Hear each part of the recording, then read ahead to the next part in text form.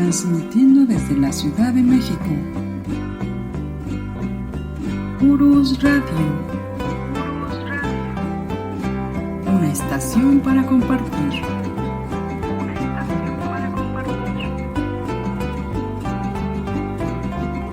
Urus Radio.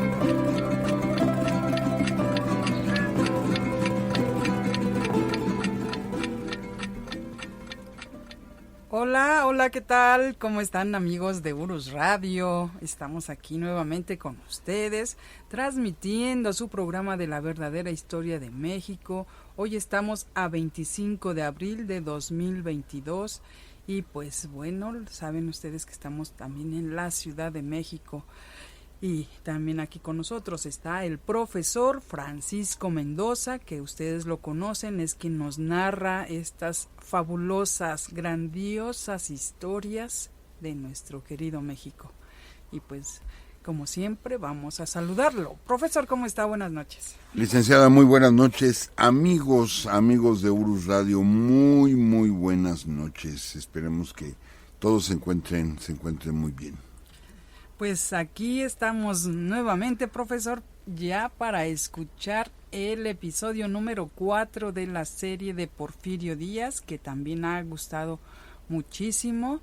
Y pues aquí estamos esperando, profesor, ¿qué es lo que de qué nos va a hablar? Licenciada, bueno, pues seguimos platicando la vida de Porfirio Díaz. Es un personaje muy polémico, sumamente polémico, ambivalente. En los dos extremos está Porfirio Díaz. Entonces, pues hoy continuamos con esta serie, licenciada. Qué bien, profesor. Pues saludemos a nuestros amigos que se encuentran en el chat. De verdad que es muy emocionante, profesor, ver que entran personas al chat. Apenas está el intro cuando ya vemos que los numeritos van avanzando.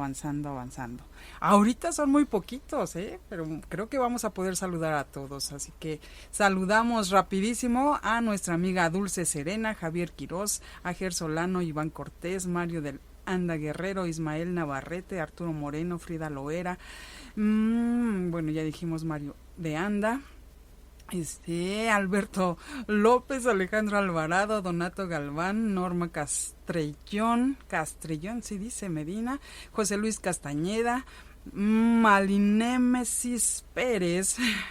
Ay, muchachos, los nombres larguitos, pero bueno, está bien. Carlos Alberto Martínez Maya, Tania Patricia, Joseph Portillo, Edson Raj, Iván Francisco Vargas también, Cés González, Martín Ali, Víctor García, Tania Patricia, Edgar Vázquez y pues bueno, Natalia González, Germán Vadillo, siguen entrando. Gracias amigos, gracias de verdad. Y bueno, profesor, nos dio mucho gusto estar nuevamente en Palacio de Minería el miércoles pasado y pues ver a nuestros amigos que nos acompañaron en la primera conferencia que dio usted el 8 de diciembre y también ver a nuestras amigas de Palacio de Minería, a la maestra Tere, a Carla, de verdad nos dio muchísimo gusto, a Lisette y a Néstor también, que llevó a un amigo que se llama Héctor. Pues la verdad es que nos fascinó estar por allá. Sí, licenciada, y gracias amigos, gracias no solo a las personas que amablemente asistieron, sino personas que escucharon la conferencia en vivo o que la han estado escuchando por repetición. Ahorita alcancé a leer que decían que bueno, fallaba un poquito el audio. Sí, es un lugar, no es un teatro, vamos, es el salón de actos del Palacio de Minería, entonces no tiene una acústica especializada, ¿no? Como para ese tipo de eventos. Entonces hay mucho rebote del sonido. Usamos micrófono, pero hay mucho rebote. Pero gracias amigos. Gracias por tanto afecto, por tanto cariño, por los comentarios que nos mueven a todos. Yo se los puedo asegurar. A mí me mueve mucho cuando algunos de ustedes comentan su gusto por la historia o que han recuperado ese gusto por nuestra historia o que los niños nos están escuchando, niños, niñas nos están escuchando. Comentábamos en Palacio de Minería algo que decía la doctora Patricia Galeana, que actualmente se reprueba en las escuelas más historia que matemáticas, y no porque se haya subido el nivel, sí, de aprendizaje de las matemáticas, sigue siendo el coco para muchos de nosotros. No, sino todo lo contrario, ha bajado el nivel de la historia. Entonces se reprueba más historia que matemáticas. Entonces los niños pues ya no aprenden historia como la aprendimos nosotros en las escuelas. Entonces saber que hay muchos niños que ahorita en este momento nos están escuchando, yo les envío un saludo a todos, pero hoy en especial a los niños y niñas que nos están escuchando, un abrazo para todos ustedes. Y bueno, ese cariño, ese afecto, no hay manera de pagarlo. Es así, nos sentimos conmovidos verdaderamente. Sí, así es, profesor. Y pues bueno, el próximo viernes va a estar usted en Jilotepec. Licenciada, yo se lo tengo que decir exactamente igual. El próximo viernes va a estar usted en Jilotepec, sí, porque nos invitaron a ambos.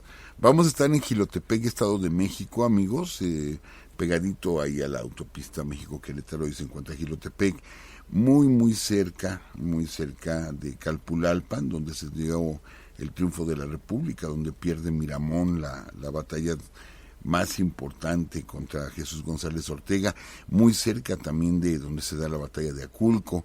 Pero vamos a estar ahí en Jilotepec, en el Auditorio Jiménez Cantú.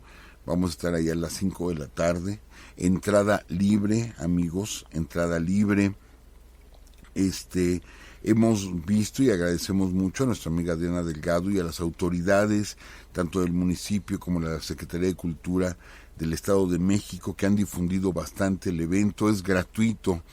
Entonces ahí vamos a estar, amigos, los que puedan darse una escapada, aparte de que es un lugar mágico verdaderamente Jilotepec, pues a lo mejor se quedan hasta el fin de semana, ¿no? y disfrutamos de este evento. Entonces ahí vamos a estar el próximo viernes, licenciada. ¿Dónde escuché eso, profesor? ¿Dónde escuché eso?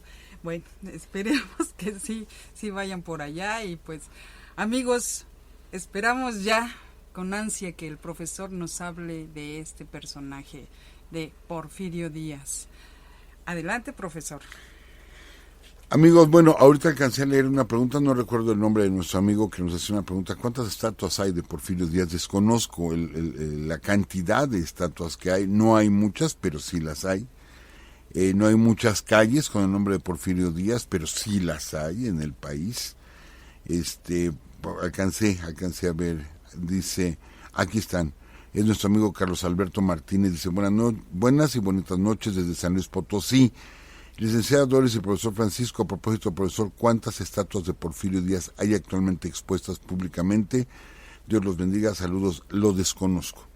No sé cuántas haya expuestas, pero sí las hay.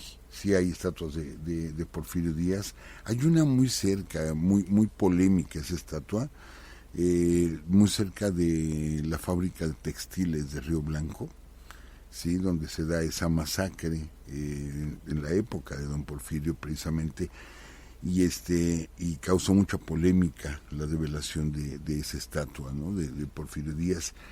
Entonces, pero sí las hay, aunque no conocemos el número exacto. Pues ya nos dejó tarea a nuestro amigo Carlos, porque vamos a empezar a investigar. Yo creo que sí ha de haber bastantes, ¿no, profesor? Pero hablando de investigar, profesor, hace unos días estuve investigando sobre la zona arqueológica más pequeña de México, y pues que me encuentro que es el templo de Ejecatl en el metro Pino Suárez. ¿Cómo ve? Sí, así es considerada la zona arqueológica más pequeña. Y ahí la tenemos a la vista de todos, y son miles de personas que cruzamos. Bueno, yo no diariamente, pero pues sí hemos cruzado el metro Pino Suárez, y ahí se encuentra este basamento piramidal, circular, dedicado al dios Ejecatl, Quetzalcóatl. y sí, la más pequeña del país. Desafortunadamente pasamos, pero no observamos, profesor. Así es. Pero pues sí, hay que checar todo lo que está a nuestro alrededor. La historia está en todas partes. En todas partes. En todas partes. Y bueno, de eso vamos a platicar en Jilotepec, porque pareciera que no hay historia. Tienen muchísima historia aquí en Jilotepec, muchísima, como a los lugares donde nos han invitado y platicamos las historias de los lugares y pues afortunadamente, bueno, hacemos una investigación y les da mucho gusto a muchos amigos de pronto descubrir todo lo que ha sucedido en sus lugares, ¿no? Y bueno, pero entremos al tema, Porfirio Díaz. Licenciada, amigos, quizá estoy todavía impregnado de la reciente conferencia, fue el pasado miércoles, donde platicamos de los Flores Magón, de Ricardo Enrique Jesús, sobre todo de Ricardo, que claro, posterior a esto, en su momento haremos un programa especial o una transmisión sobre los Flores Magón, para que se quede aquí dentro del archivo de Urus Radio. Y tuvimos que hablar de Porfirio Díaz, pero tuvimos que hablar de la etapa oscura. Por eso decíamos hace unos instantes que está en los dos extremos. Hablar de la etapa oscura de Porfirio Díaz, hablar de la represión de los yaquis, casi el exterminio del pueblo yaqui. De todo eso vamos a platicar aquí con lujo de detalles, pero sí hablamos muy fuerte de Porfirio Díaz. Y de pronto, en la etapa en la que nos encontramos ahorita aquí en el programa, donde estamos hablando de la parte heroica de... Otra vez ya nos pasó. A ver, amigos, espero que nos escuchen. Díganme si nos están escuchando, por favor. Ya, adelante, profesor. Sí, había seguimos. Un problemilla, adelante, profesor, estamos bien. Bien, está bien. Sí, Entonces, se perdió el audio, pero ya estamos aquí, perfecto. Adelante, bien. Profesor, si retoma un poco. Entonces, sí, decíamos, ¿qué convierte a una persona que es capaz de dar su vida por su... así de 1914, cuando... ya se fue otra vez. Bueno, hay problemas de conexión. Se fue el audio, gracias Miguel, gracias amigos.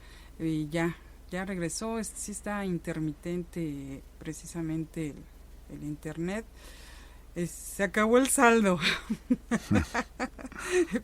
No se ha acabado, pero bueno, se quedó en ¿qué convierte a una persona? Es que no tiene a otra persona al lado que le dice, profesor, no te olvides que eres humano.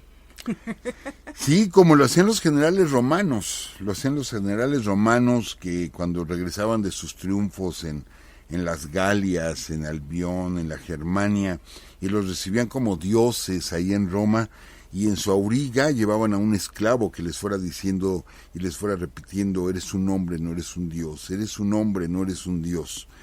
Y así lo hacían los generales romanos. Bueno, pues yo creo que le hizo falta a Porfirio Díaz y a otros personajes, pero ahorita hablando de Porfirio Díaz porque se va hasta el otro extremo por completo.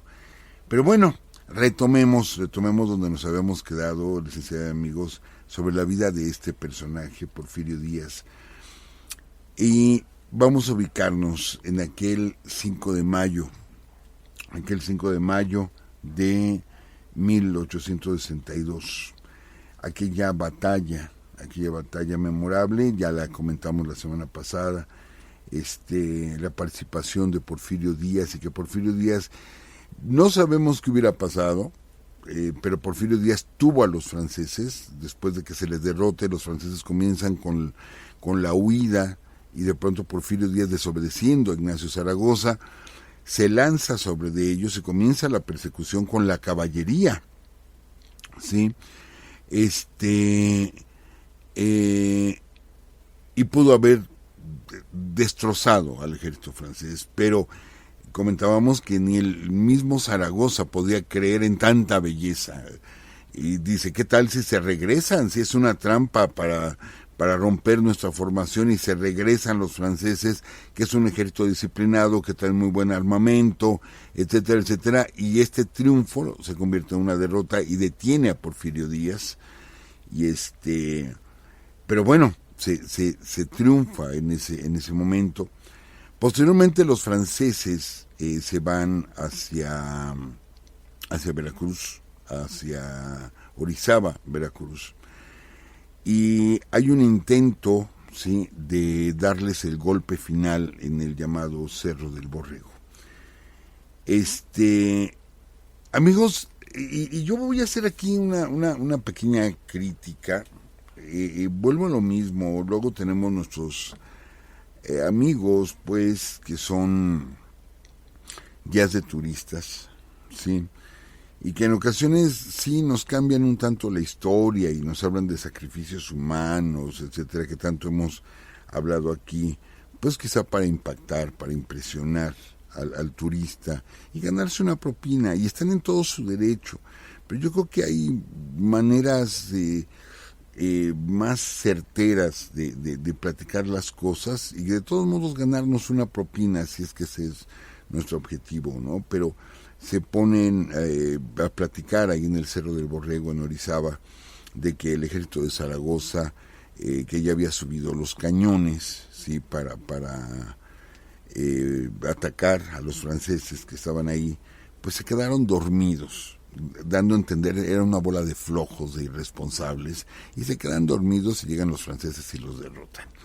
No fue así, no fue exactamente como lo platican. Sí fue sorprendido la artillería mexicana, sí fueron sorprendidos en el Cerro del Borrego, pero no porque se hayan quedado dormidos, sino porque despertaron a los que estaban dormidos, y los que estaban dormidos eran los franceses, ¿sí? Era de noche, era de madrugada, ellos estaban dormidos, pero tenían guardias que escuchan los ruidos cuando se están moviendo los cañones mexicanos allá arriba del Cerro del Borrego, y de pronto toda una compañía, sí, sube sigilosamente el cerro y sorprende a los mexicanos y los derrota. Sí, se pierde la artillería y se pierde una gran oportunidad de rematar al ejército francés. Pero bueno, escuchamos luego personitas que les digo, pues con esa intención un poco de burla, y dicen, los mexicanos ahí se quedaron tirados, dormidos, y eso denigra, ¿no? Ese tipo de acciones nos denigran y nos convierte en esa imagen de flojos, perezosos o irresponsables, que estamos muy lejos de serlo. Yo no dudo que haya una que otra persona así, pero no podemos hablar de la generalidad del mexicano. No somos de esa forma, México, y no porque esté yo repitiendo frases que se están utilizando ahorita desde el gobierno federal. No es la idea aquí hablar de política y nada por el estilo, pero el mexicano siempre ha sido una persona trabajadora, y yo no voy a usar los argumentos que utiliza el gobierno, porque les digo, no hablamos de situaciones actuales en este programa, pero yo sí les puedo platicar que tuve la oportunidad de estar en Estados Unidos, y las personas que ahorita nos están escuchando en Estados Unidos, que son muchos de nuestros amigos que nos escuchan allá, saben perfectamente que es cierto lo que les voy a decir. Los mexicanos son excelentes trabajadores. Sí, excelentes trabajadores en la construcción, en la jardinería, en los talleres mecánicos, etcétera. Son excelentes los mexicanos. Entonces, no estamos exagerando, no estamos mintiendo, y yo sé que muchos de nuestros mexicanos allá se sienten orgullosos precisamente de ser de los mejores, sí, de los mejores. Entonces, a veces denigramos, sí. ¿Y por qué estoy dando este antecedente? Porque pues tenemos que poner en la historia en su justo lugar a cada uno de los personajes, y qué lástima que dentro de unos programas pues empezaremos a hablar, ¿no?, de la ambición de Porfirio Díaz por el poder, y el hecho de tener el poder, de luchar por el poder, pues hablaremos, pareciera, de otro Porfirio Díaz. Entonces, pero bueno, vamos a quedarnos por el momento con la parte de esa batalla, sí, del 5 de mayo, que posterior a eso, Lorenzés, bueno, es quitado del mando, y envían refuerzos, que el enviar refuerzos, amigos, el ejército francés en Puebla se calcula que era como de 6,500, 7,000 soldados. Pues yo mando refuerzos, mando 1,000 o 2,000, no, nos llegaron 35,000, ¿sí? 35,000 soldados, con caballería, con artillería, armas modernas, etcétera, para tomar el país. Llega Forey, que es el encargado ahora, y resulta que nuestro gran general Ignacio Zaragoza muere de tifo unos meses después, en septiembre. Muere de tifo el general Zaragoza y adquiere el tifo visitando a los heridos, ¿sí? A los heridos que estaban en los hospitales, visitándolos, adquiere tifo y fallece. Pero yo quiero comentarles, amigos, esto pareciera pues como de mal gusto, pero no lo es. Él fallece delirando, ¿sí? Él había perdido a su esposa, recién la había perdido previo a la batalla del 5 de mayo, cuando lo hacen cargo del Ejército de Oriente. Previo a la batalla fallece su esposa, y cuando él fallece de esta fiebre, él fallece delirando, y Ignacio Zaragoza seguía dirigiendo la batalla. En su delirio, ya muy enfermo el general Zaragoza, muy enfermo, pues ya no tenía sus capacidades cognitivas, y él seguía peleando la batalla, sí, la seguía peleando en el momento de morir. Sí, fue muy triste su muerte del general Zaragoza, porque murió rodeado de muchos de sus soldados que estuvieron ahí, de muchos de sus oficiales que lo acompañaron en su último momento y lo vieron todavía pelear la batalla de Puebla en el momento de morir al general Zaragoza. Entonces se prepara México porque sabe que vienen los franceses, y los franceses no venían a cobrar la deuda les importaba un cacahuate, ¿sí? Lo que ellos querían era convertir a México en un protectorado francés. Era lo que buscaban. ¿Por qué? Porque desde que nos independizamos éramos botín para las potencias colonialistas e imperialistas europeas, y ellos era lo que estaban buscando. Entonces buscaron el pretexto, lo encontraron, ya les platicamos la semana pasada de los bonos Jekyll, etcétera, etcétera, ¿sí? Y regresan los franceses. Y vienen con todo. Entonces hay que esperarlos de nuevo en Puebla, y Benito Juárez, a la muerte del general Zaragoza, nombra como jefe de nuestras Fuerzas Armadas del Ejército de Oriente, nombra al general que derrotó a Miramón, ¿sí? A Jesús González Ortega. Entonces se prepara la ciudad. Miren, amigos, los decíamos de Santa Anna. Sí, lo dijimos de Santa Anna, y tenemos muchos amigos militares que nos escuchan. Y me lo hacía notar precisamente la licenciada Doris, que dice, es que tenemos muchos amigos, sí, que escuchan Urus Radio, que son militares, y que bueno, pues yo aprovecho para repetir esto. Decíamos, es que Santa Anna era muy bueno a la ofensiva, pero era muy malo defendiendo. La verdad es que Santa Anna, o sea, como general a la ofensiva era muy bueno, muy bueno, ¿sí? Muy buenas estrategias, pero a la defensiva era muy malo, ¿sí? Y pierde todas sus batallas donde se defiende. Entonces, en este caso, México decide, bueno, se gana la batalla de Puebla defendiéndose, ¿sí? Pero el sitio de Puebla, vamos a distinguirlo, vamos a acostumbrarnos a esto. Una es la batalla y otro es el sitio. El sitio de Puebla, que se da el siguiente año, en marzo, se prepara la ciudad de Puebla para defenderse del ataque inminente del ejército francés. ¿Qué sucede? Que inclusive se ha estudiado mucho esa batalla, es de las batallas más estudiadas en México.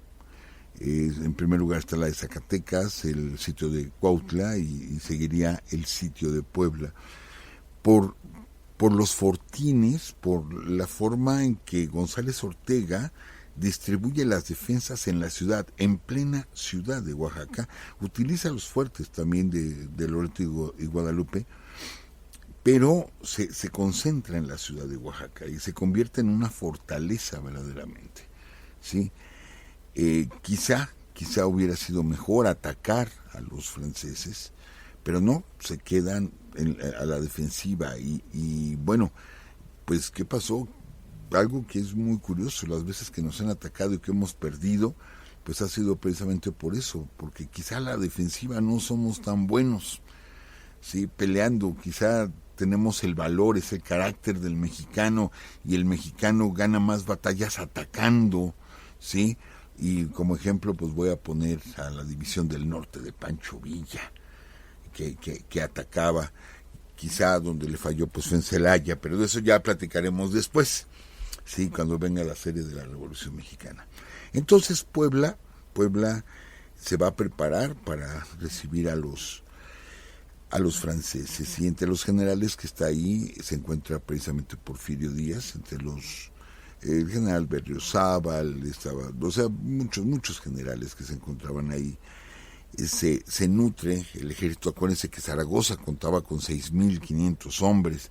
No, ahora el ejército mexicano, el ejército de Oriente, concentra todas sus fuerzas en Puebla. Toda su fuerza en Puebla. Y en Puebla se calcula que había alrededor de 37,000 efectivos del ejército mexicano. Claro, muchos de ellos voluntarios, o algunos eran lanceros nada más, contaban con su caballo y una lanza. No teníamos el mismo armamento, pero sí se tenían decenas y decenas de cañones. O sea, lo que teníamos se junta todo en Puebla.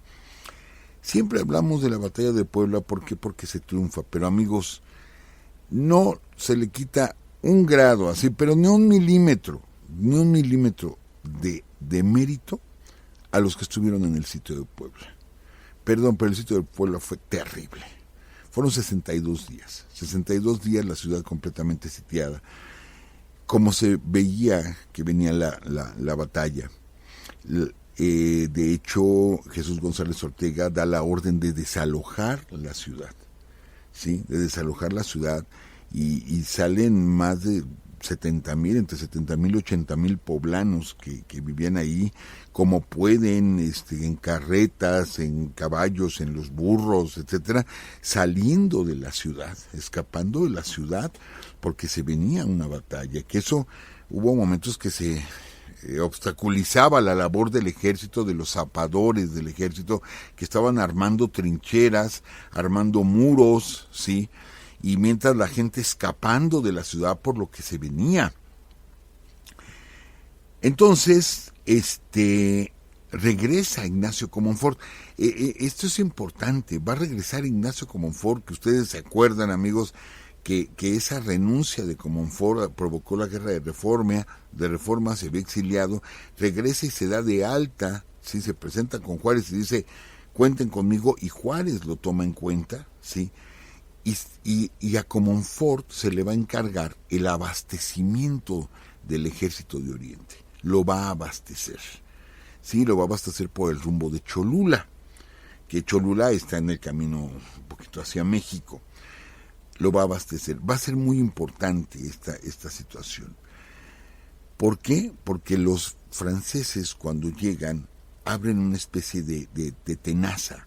Sí, se dividen en dos grandes columnas, muy grandes columnas, y empiezan a rodear toda la ciudad, ¿sí? Pero, pues tiene que llegar abastecimiento a la ciudad, tanto de alimentos, como de pólvora, como de armas, medicamentos, etcétera, tienen que llegar a la ciudad. Entonces, de lo que se trata es de evitar que Comonfort, ¿sí?, siga abasteciendo al ejército mexicano, y logran derrotarlo, ¿sí?, a Comonfort. Y de hecho Comonfort, bueno, va a morir poco después, Comonfort asesinado. Logran derrotar a Comonfort y se cierra el sitio de Puebla.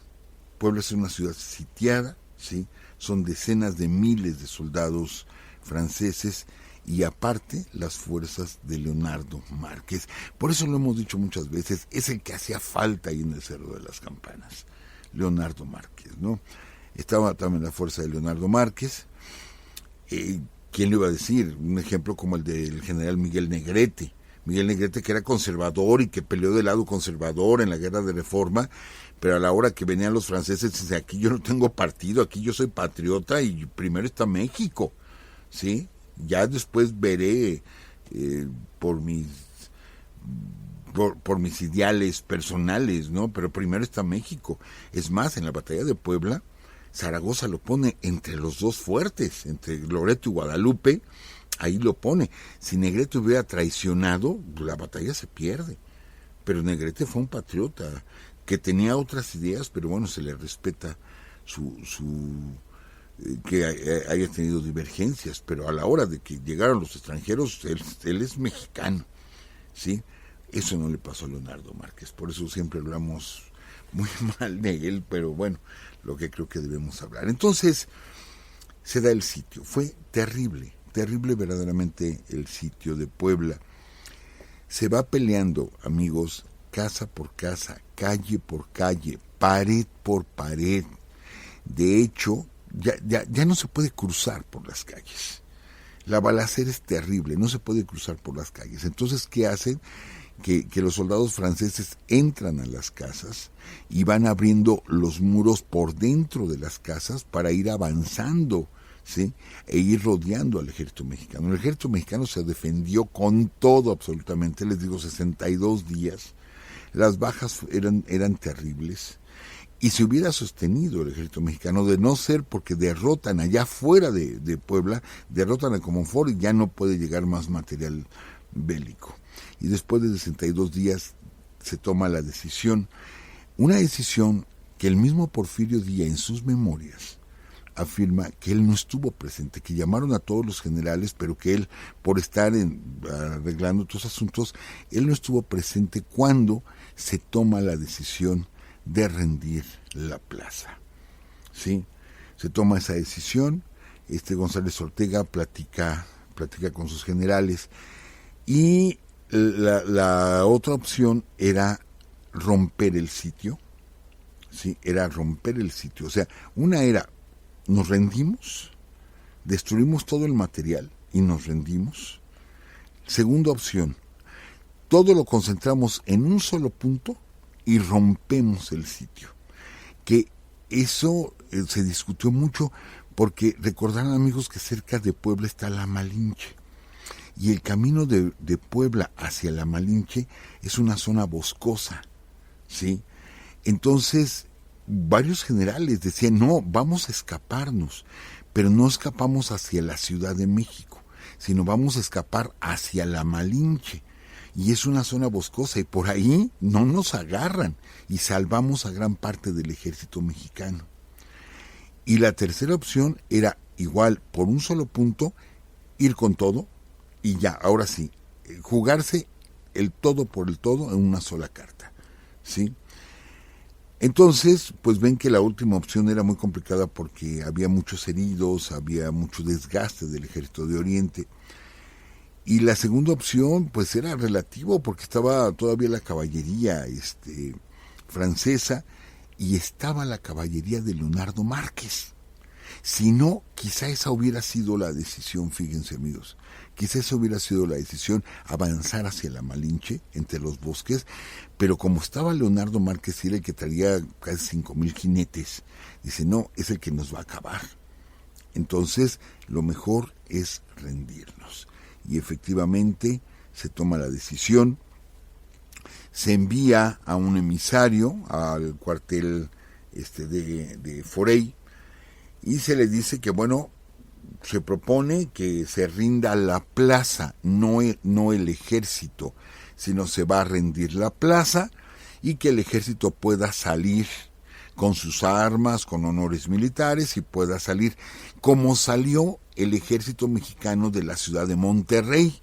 Cuando fue la batalla de Monterrey contra los norteamericanos sí permitieron que el ejército saliera, sí, el ejército mexicano. Por eso se van hacia Saltillo y después se da la batalla de la Angostura.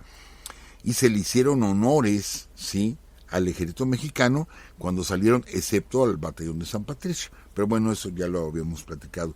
Así se pretendía que saliera el ejército mexicano.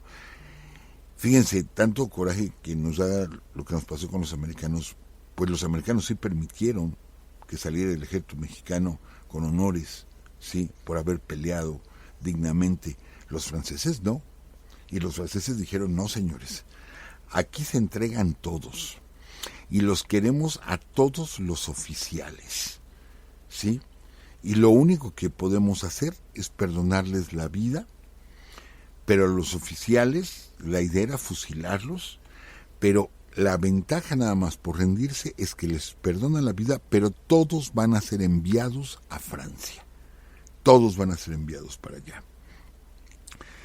Y bueno, pues Porfirio Díaz, cuando se entera de que esa era la decisión que había tomado la mayoría de generales encabezados por González Ortega, se molesta mucho. Dice que había que seguir peleando, que no había que rendirse. Era el carácter de Porfirio Díaz. Pero, bueno, se tiene que sujetar a las órdenes y efectivamente se rinde el ejército de Oriente. Se destruye todo el armamento, los cañones se inutilizan. Que déjenme decirles un detalle curioso. Todavía los cañones mexicanos eran cañones que se cargaban por la boca. Sí, o sea, por donde sale la bala, por ahí se cargaban. Sí, o sea que había que meterle la bala por la boca.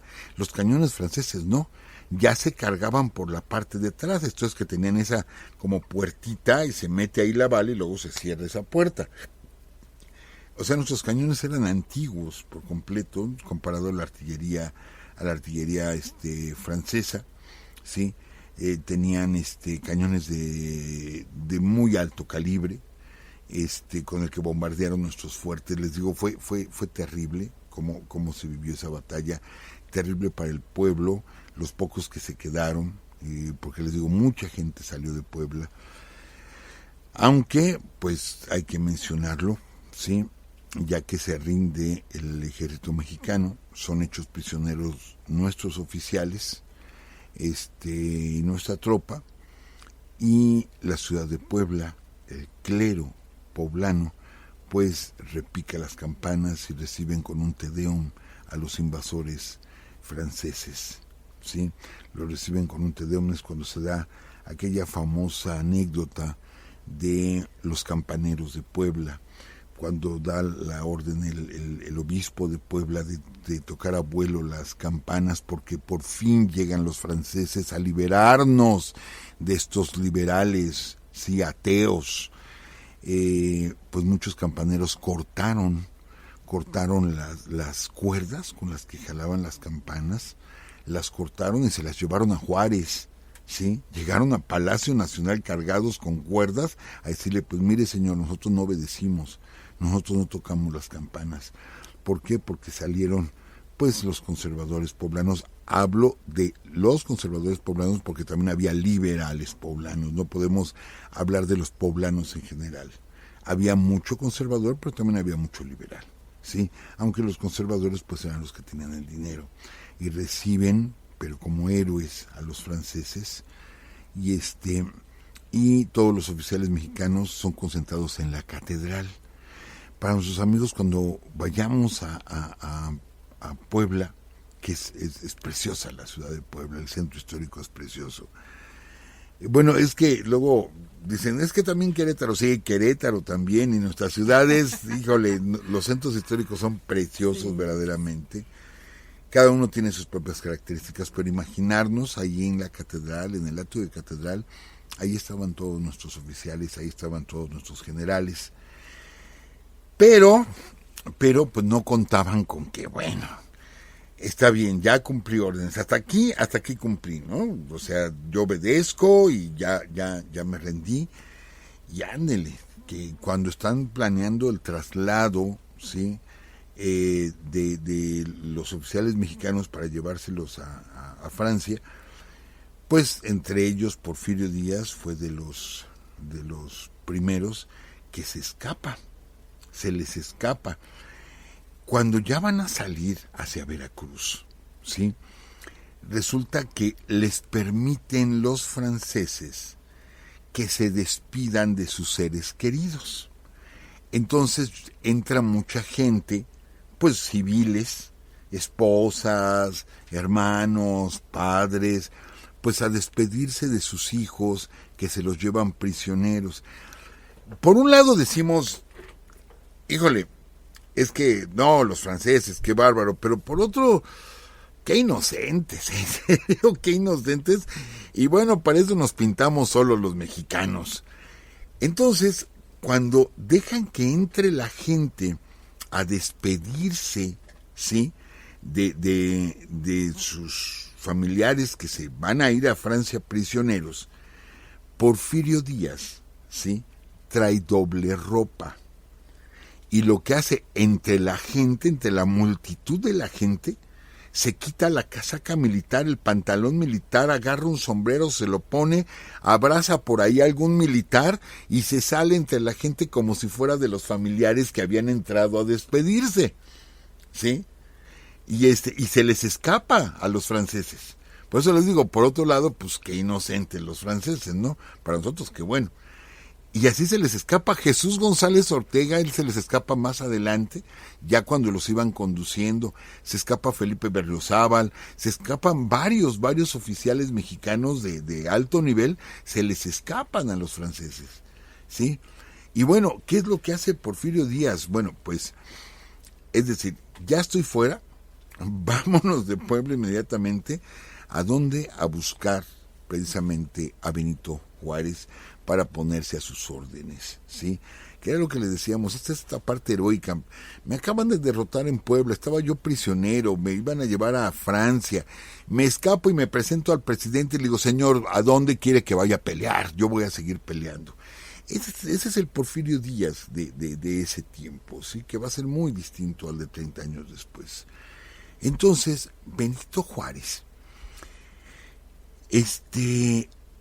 de alguna manera lo tenemos que decir, eran paisanos, y Benito Juárez fue maestro en el Instituto de Ciencias y Artes de Oaxaca, fue maestro de Porfirio Díaz, fue su maestro, o sea, Porfirio fue su alumno. Entonces había como pues cierta simpatía porque es mi paisano, porque lo conozco del instituto. Es más, Benito Juárez, ¿saben cómo le decía a Porfirio? Les decía mi Porfirio Díaz, ¿sí? O sea, mi Porfirio, ahí viene mi Porfirio. O cuando estaban todos, ahí viene nuestro Porfirio. Lo consentía. Pues era muy joven Porfirio Díaz y lo consentía. ¿Quién iba a decir lo que vendría después en la historia entre ellos dos, no? Pero lo consentía mucho y llega Porfirio Díaz y dice, señor, pues ya estoy libre y vengo a recibir órdenes, ¿sí? ¿Qué hacemos, no?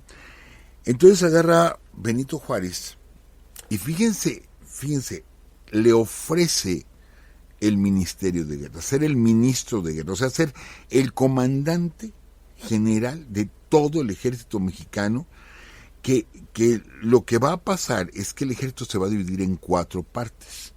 Juárez lo va a dividir en 4 partes. Vamos a seguir teniendo el ejército de Oriente, ¿sí?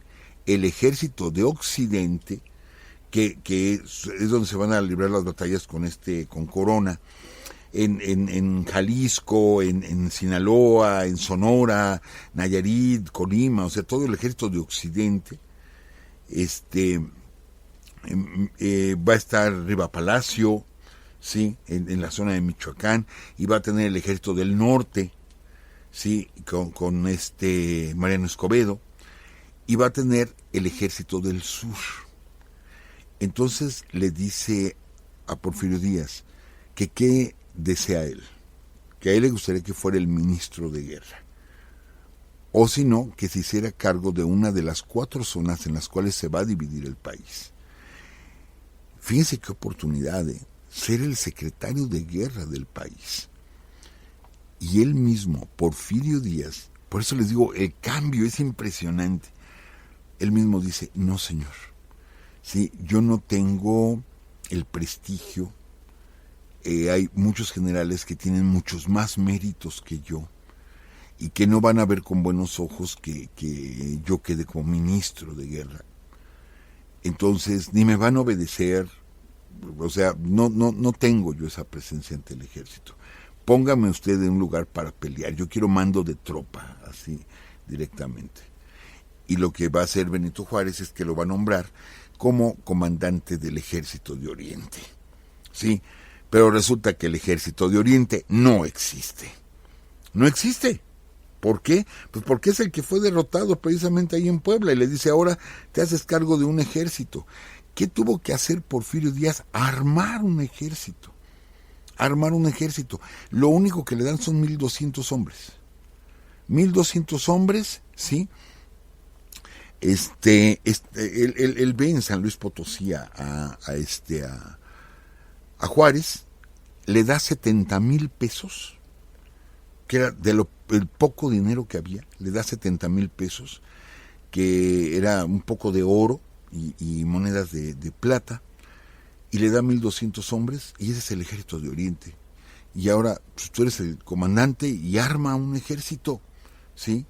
Y Porfirio Díaz dice, encantado, señor. Y comienza todo un viaje desde San Luis Potosí, que ya está tomada la Ciudad de México por los franceses, o sea, ya Juárez va hacia el norte, ya está tomada la Ciudad de México por los franceses. Posteriormente, bueno, sabemos que el Ejército del Norte lo va a encabezar Mariano Escobedo, y de la nada, bueno, todavía Porfirio Díaz empezó con 1,200 hombres y armó todo un ejército, ¿sí? Mariano Escobedo empezó con 10, literal, amigos. Mariano Escobedo armó el Ejército del Norte con 10 gentes, y de ahí armó todo un ejército. Ahora no se diga Corona, ya en el estado de Sinaloa y de Nayarit, no se diga Rivapalacio. Rivapalacio, amigos, Rivapalacio tenía 100 gentes, pero tenía ¿cuántos guerrilleros? Sí, ese ejército se compactó hasta que atacaron Querétaro, porque Rivapalacio los tenía regados por todas partes, el montonal de grupos guerrilleros. No tenía un ejército compacto, ¿sí? Pero tenía miles de guerrilleros. Entonces son nuestros 4 ejércitos, y ponen a Porfirio Díaz. Era uno de los consentidos de Juárez, y Juárez le tenía muchísima confianza, pero ahora muévete hasta el sur, porque nada más y nada menos le encargaron a Porfirio Díaz, que ahora va a quedar al mando, ¿sí? O bajo el control de Puebla, Tlaxcala, Veracruz, Oaxaca, Chiapas, Tabasco, Campeche y Yucatán. Nada más y nada menos, así tú eres el comandante de este pedacito de tierra, ¿no? No, es una misión, pero tremenda la que le toca a Porfirio Díaz. Y comienza a viajar hacia el sur, evadiendo a los franceses que están tomando el país, que se están moviendo dentro del país, porque no tenía la fuerza suficiente, ¿sí? Cerca de Guajuapan de León, ya en territorio oaxaqueño, se le deserta mucha gente, un batallón entero se le deserta, y los alcanza, ¿sí? Y los diezma Porfirio Díaz. Agarra y fusila a 1 de cada 10 como escarmiento. O sea, era estricto Porfirio Díaz. Y entonces se empieza a preparar, ¿para qué? Para tomar la ciudad de Oaxaca, que ya estaba en poder de los conservadores, no de los franceses, sino de los conservadores. Acuérdense que los conservadores se reforzaron con todo esto. Entonces ahora hay que luchar pues contra fuerzas conservadoras, o sea, mexicanos contra mexicanos, pues, ¿sí? Tristemente, mexicanos contra mexicanos. Entonces comienza la lucha para recuperar la ciudad de Oaxaca. Toma la ciudad de Oaxaca, que déjenme decirles, hay una anécdota muy curiosa, ¿sí? Cuando está viajando Maximiliano y Carlota, pues conocían los nombres de general Almonte, de Leonardo Márquez, de los conservadores, pero solamente había 2 nombres que ellos conocían de gente liberal mexicana. Obviamente conocían el nombre de Benito Juárez, ¿y qué otro nombre creen, amigos, que conocían? El de Porfirio Díaz, ¿sí? Carlota sabía que existía Porfirio Díaz, y cuando viajan, que llegan a México, llegan a Veracruz, utilizan un pequeño tren, un tramo muy pequeño de tren que ya se había abierto, pero después van en carruaje, sí, rumbo a Puebla, les dijeron que tenían que cuidarse de que pudiera haber un ataque de Porfirio Díaz, ¿sí? Que ya se daba a notar, o sea, con esto, ¿qué queremos decir? Ya el nombre de Porfirio Díaz sonaba muy fuerte, que hasta los franceses, les digo, hasta Maximiliano y Carlota sabían, y Carlota lo llegó a decir y llegó a preguntar, ¿quién es ese Porfirio Díaz? ¿Sí? ¿Quién es ese Porfirio Díaz? Y le tenían miedo a Porfirio Díaz porque tenían que cruzar por Puebla. Y les digo, Puebla era parte de la zona que le fue encargada a Porfirio Díaz de combatir ahí. ¿Sí? Llega a la ciudad de Oaxaca, y de pronto pues está el gobernador de Oaxaca y él dice, pues lo siento Porfirio, pero aquí el que manda soy yo. Y Porfirio lo dice, pues lo siento gobernador, pero aquí el que manda soy yo, porque tengo órdenes de controlar toda esta zona. Y en ese momento no lo nombran gobernador, se nombra gobernador Porfirio Díaz. Es la primera vez que tiene el gobierno del estado de Oaxaca, porque él se nombra gobernador como jefe militar. ¿Y por qué? Porque estaban en una situación extraordinaria, ¿sí? Estábamos bajo una intervención.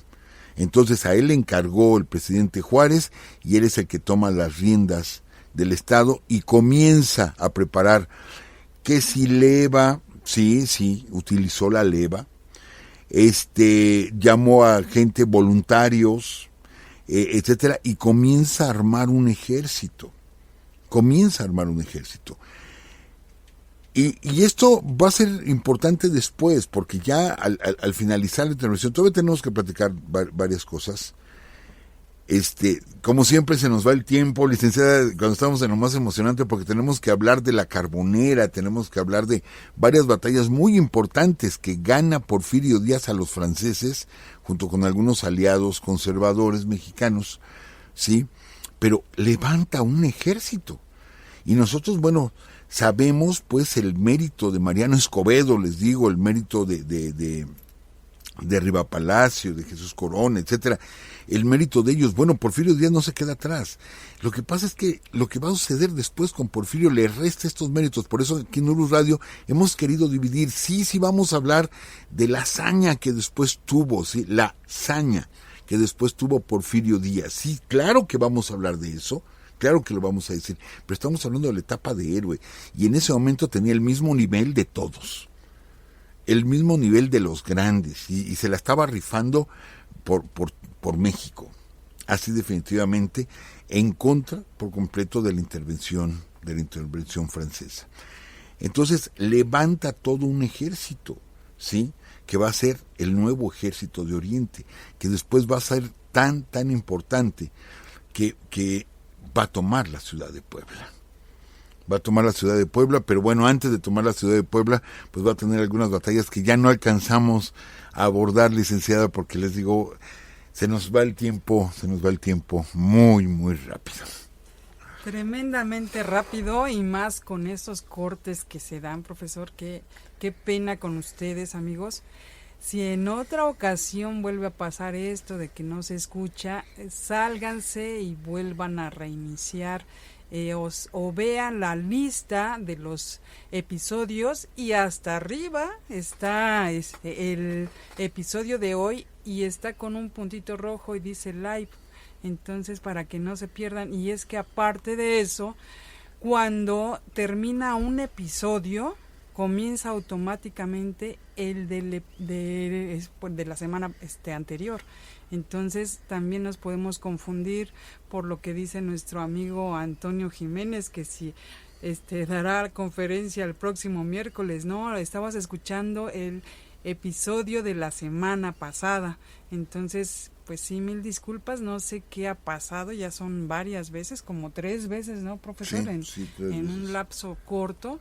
Y pues de verdad les pedimos mil disculpas. Posiblemente sí sea nuestro internet, como dice nuestro amigo Carlos, el saldo de tu amigo se ha agotado. Y pues bueno, aquí el saldo de Urus Radio se agotó. No se ha agotado, no es cierto, amigos. Y pues bueno, ni hablar. Sí, se acabó el tiempo, profesor, se nos fue muy rápido y pues ni hablar. Sí, no, todavía tenemos que platicar del otro escape que tuvo Porfirio Díaz cuando lo vuelven a tomar prisionero, de varias batallas.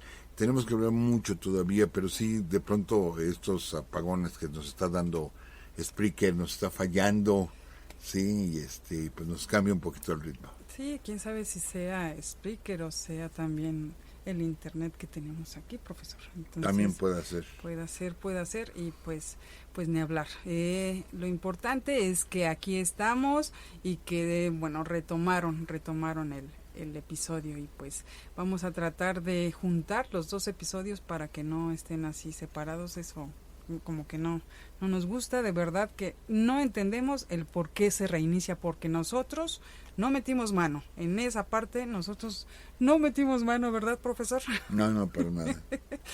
Pero bueno, eso sí fue automático y posiblemente lo que hace Spreaker es que precisamente no se pierda la transmisión, ¿no, profesor? Y pues bueno, ahora sí, pues qué otra cosa, alguien me decía por acá, salúdenme, Fernando Zuro, te saludamos Fernando, y a todos nuestros amigos que están en el chat y pues bueno, creo que ahora sí nos despedimos. Recuerden que nos pueden escuchar todos los lunes a las 10 de la noche en www.spreaker.com/user/Urus Radio y en el recalentado en Spotify. Y un anuncio parroquial, profesor. La próxima semana vamos a retomar el reto del mes, que bueno, ya lo hemos comentado otras veces, que no es reto del mes, sino reto de 3, 4, 5 meses, no semestral.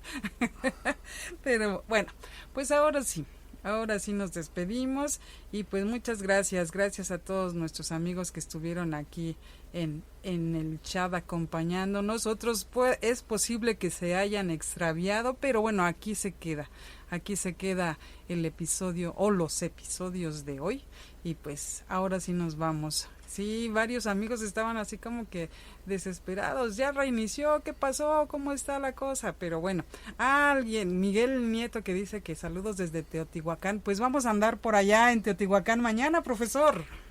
Mañana vamos a tener la oportunidad de estar en Teotihuacán, vamos a hacer una visita con unos amigos, ahí vamos a estar en la preciosa zona arqueológica de Teotihuacán mañana por la mañana.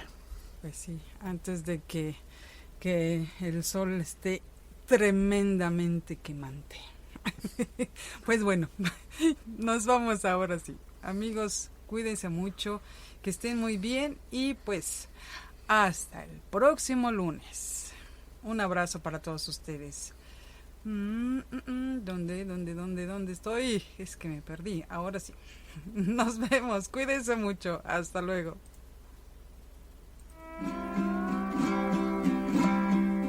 Esta fue una transmisión más de Urus Radio. Urus Radio. Los esperamos el próximo lunes a las 10 de la noche.